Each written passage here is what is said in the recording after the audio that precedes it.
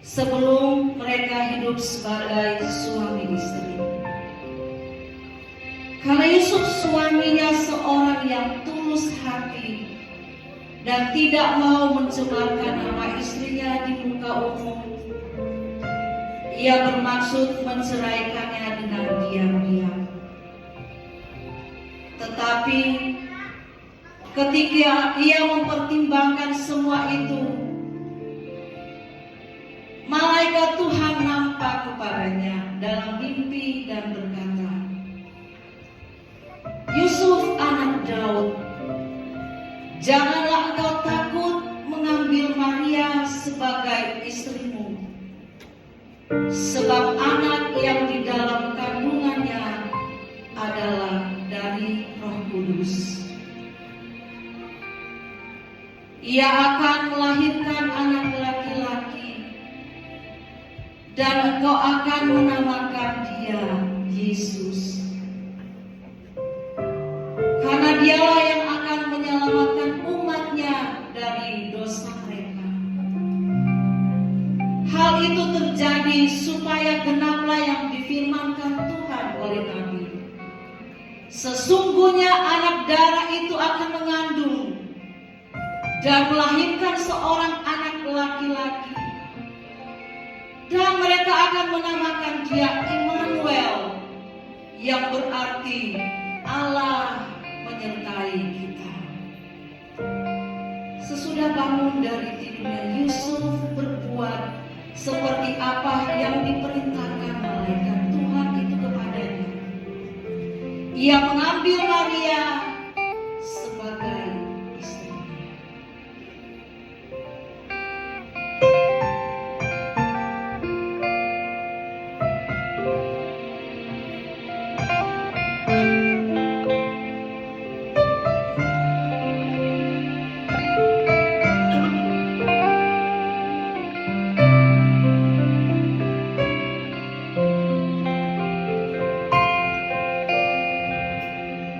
Penasihat ajaib, Allah yang berkesan,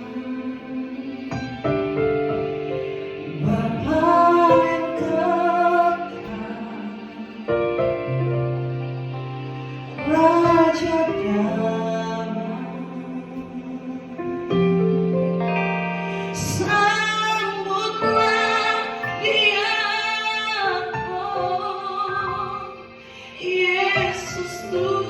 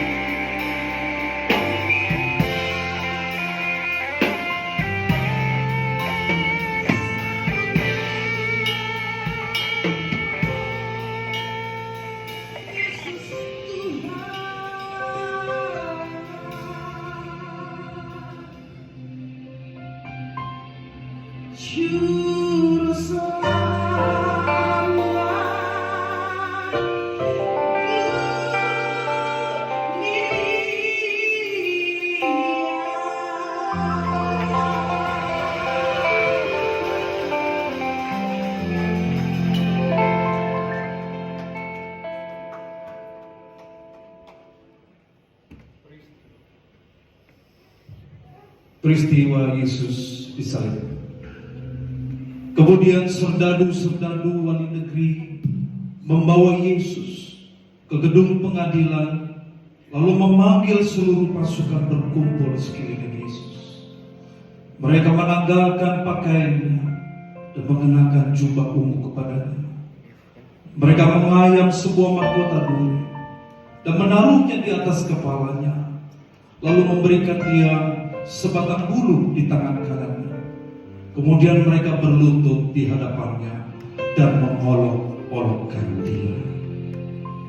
Katanya, "Salam hai Raja orang Yahudi." Mereka meludahinya dan mengambil bulu itu dan memungkulkannya ke kepalanya.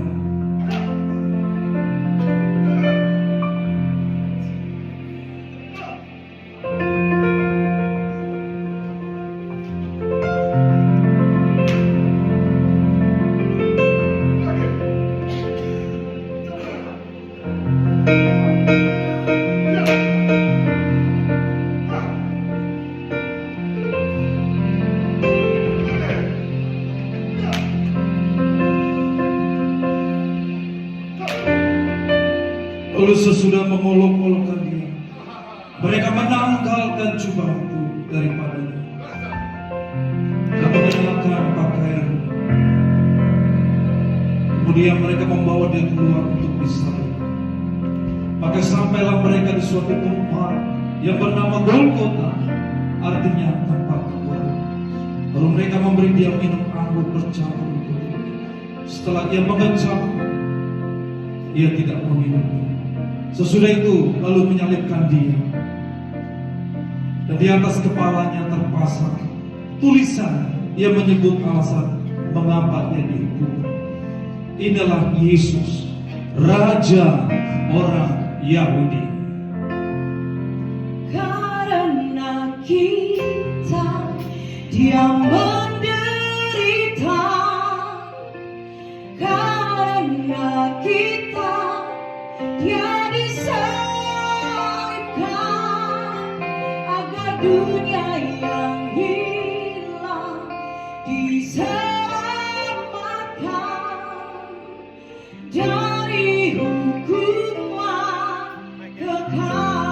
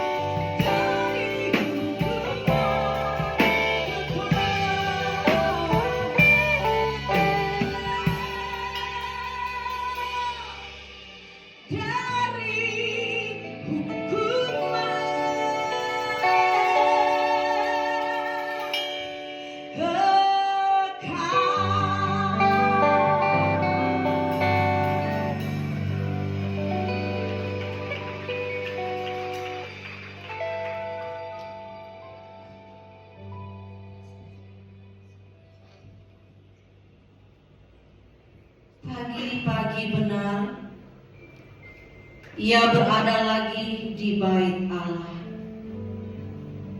Dan seluruh rakyat datang kepadanya. Ia duduk dan mengajar mereka. Maka ahli-ahli Taurat dan orang-orang Farisi membawa kepadanya seorang perempuan yang kedapatan berbuat zina. Mereka menempatkan perempuan itu di tengah-tengah, lalu berkata kepada Yesus, "Rabi, perempuan ini tertangkap basah karena ia sedang berbuat zina. Musa dalam hukum Taurat memerintahkan kita untuk melempari perempuan-perempuan yang demikian. Apakah pendapatmu tentang hal itu?" Mereka mengatakan hal itu untuk mencobai dia, supaya mereka memperoleh sesuatu untuk menyalahkannya.